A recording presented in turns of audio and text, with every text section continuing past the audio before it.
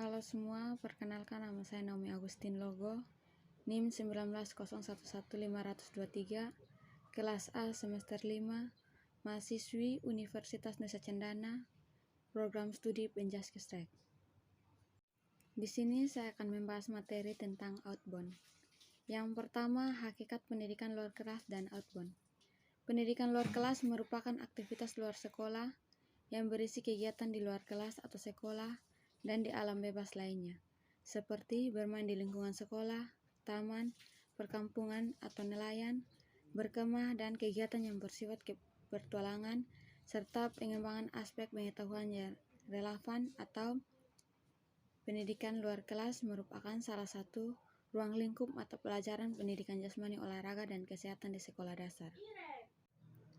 Menurut Tadijo Rahayu 2009, pendidikan luar kelas merupakan pendidikan yang dilakukan di luar ruang kelas atau di luar gedung sekolah, atau berada di alam bebas seperti bermain di lingkungan sekitar sekolah, di taman, di perkampungan nelayan atau daerah pesisir, perkampungan petani atau persawahan, berkemah, berpetualang, sehingga diperoleh pengetahuan dan nilai-nilai yang berkaitan dengan aktivitas alam bebas. Nah, jadi dari pengertian yang telah saya bacakan tadi, kesimpulannya yaitu tujuan dari pendidikan luar kelas ini adalah untuk lebih mendekatkan anak-anak dengan alam bebas, sehingga ke depan apa yang dia lakukan di luar. Outbound sendiri secara umum dapat diartikan sebagai kegiatan bersama di luar ruang kelas atau di luar ruangan. Dengan kata lain, kegiatan outbound adalah kegiatan bersama di alam bebas atau terbuka. Sebagai contoh, kegiatan outbound dilaksanakan oleh sekolah tertentu dengan pertimbangan karena para siswa sekolah itu sama sekali tidak mengenal kehidupan di alam pedesaan, seperti bagaimana petani yang menanam padi, memerah susu, dan sebagainya. Harapan guru pendidikan jasmani dan orang tua siswa merasa perlu anak-anaknya ikut kegiatan outbound agar mempunyai pengalaman belajar hidup di pedesaan atau alam terbuka. Yang kedua, tujuan pendidikan luar kelas dan outbound. Yang pertama, membuat setiap individu memiliki kesempatan unik untuk mengembangkan kreativitas dan inisiatif personal. Yang kedua, menyediakan latar atau setting yang berarti bagi pembentukan sikap. Yang ketiga, mengembangkan kesadaran, apresiasi, dan pemahaman terhadap lingkungan alam dan bagaimana manusia memiliki relasi dengan hal tersebut.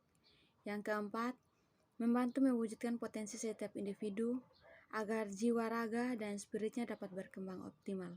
Yang kelima, memberikan konteks dalam proses pengenalan kehidupan sosial dengan memberikan kesempatan bagi anak-anak untuk merasakan secara langsung. Yang keenam, memungkinkan siswa mengembangkan keterampilan dan ketertarikan terhadap kegiatan-kegiatan luar kelas. Yang ketujuh, menumbuhkan pemahaman untuk secara bijak menggunakan dan melindungi lingkungan alam.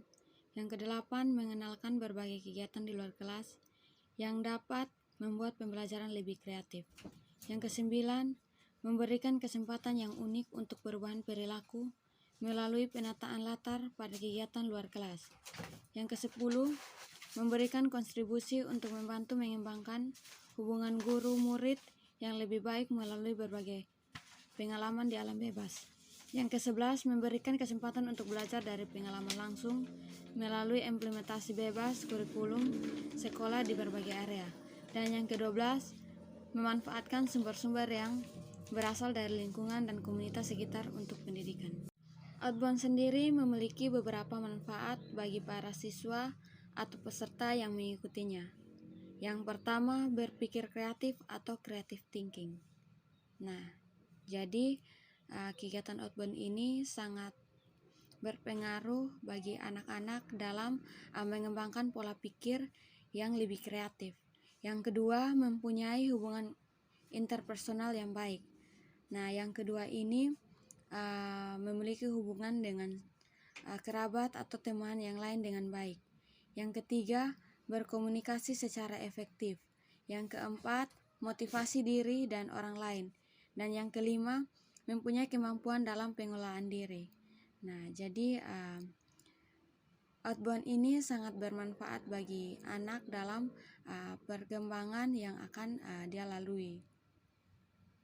Yang ketiga, pelaksanaan outbound di sekolah dasar. Outbound merupakan salah satu bentuk pendidikan luar kelas yang diselenggarakan di sekolah dasar. Keberhasilan dalam pelaksanaan outbound tentu tidak terlepas dari peran seorang guru pendidikan jasmani atau fasilitator. Guru pendidikan jasmani atau fasilitator ini memiliki peran yang sangat penting, karena sebagai pembawa acara atau penentukan materi dalam kegiatan outbound tersebut. Untuk menjadi pembawa acara dalam kegiatan outbound, ada beberapa hal yang harus dimiliki oleh fasilitator. Antaranya, yang pertama memiliki kompetensi. Seorang fasilitator dalam membawakan acara outbound harus memiliki kompetensi. Hal ini sangat penting, terutama dalam memahami perilaku yang muncul dari peserta atau siswa dari kegiatan outbound yang telah dilakukan. Yang kedua, memahami rancangan permainan untuk mengungkap perilaku peserta atau siswa. Seorang fasilitator harus terlibat dalam merancang bentuk permainan yang akan dilakukan oleh peserta. Di samping itu pula, harus mengetahui apa makna dari permainan yang telah dilakukan. Yang ketiga, memiliki kemampuan observasi dan kesanggupan berkomunikasi yang baik. Nah, fasilitator yang baik memiliki kecerdasan emosional yang baik. Di samping itu juga harus memiliki kemampuan komunikasi yang dengan jelas dan baik, serta jangan sampai membuat peserta tersinggung atau bingung. Yang keempat, menarik dan terwibawa. Pendidikan yang memadai, kepribadian yang menarik, dan memiliki sense of humor yang baik. Yang kelima, menguasai masalah teknis kegiatan outbound, termasuk masalah keselamatan. Fasilitator harus memiliki ketajaman pengamatan di dalam melihat perilaku peserta dalam melaksanakan permainan yang kiranya akan menimbulkan bahaya. Metode pelaksanaan outbound harus mengarah pada keberhasilan dan keefektifan. Dalam pelaksanaan outbound tersebut, di dalam pelaksanaan outbound terdapat suatu proses belajar. Yang pertama, tahapan pembentukan pengalaman. Pada tahapan ini, peserta dilibatkan dalam suatu kegiatan permainan bersama dengan orang lain.